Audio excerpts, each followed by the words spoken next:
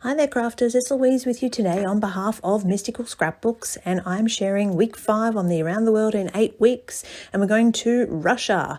Now the challenge for this particular page was to use a curve in the layout, some distressing, and then the kit item was flares.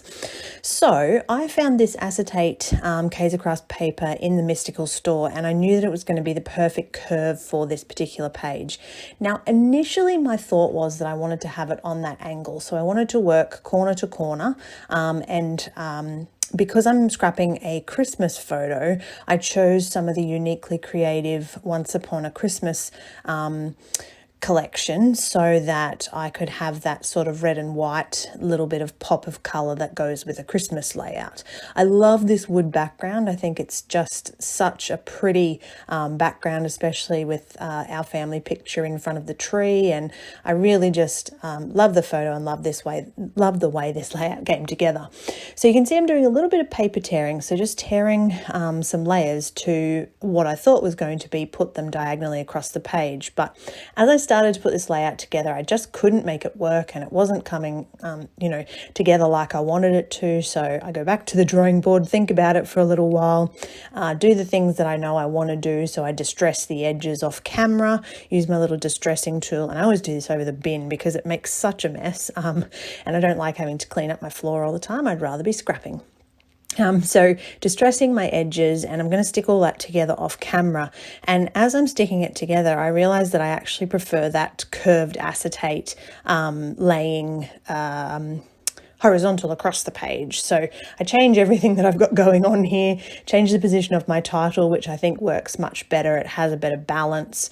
This is also an element from the kit. So this, I don't know what you'd call it. It's not really an acetate, but it's kind of like a vellum almost. So I'm going to pop that behind the layout as well for 2 reasons, because I think it helps to sort of mute that wood effect, but it also has that red Christmassy feel, which is what I'm going for as well. Now, I'm sort of looking at this layout, I'm going, yeah, I really like this. This is coming together. I'm ready to start sticking some of this down. As you can see, I decided that I needed something a bit extra because obviously I had to get the flair in there somewhere, and I couldn't find a way to get the flair in. So I made the little banner, added the flair to the little circle to match in with the vellum that I've got at the back.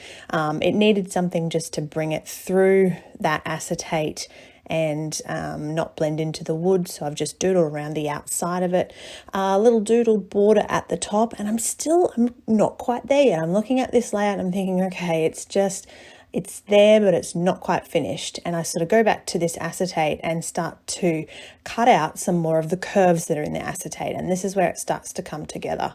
So as soon as I add that little curve to the top and pop in one of the circles as well, I'm going to put one above the photo, just another one of those half circles.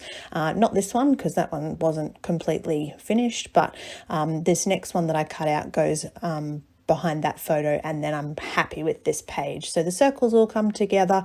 I love the way it looks, and I'm really happy with this. So thank you for watching.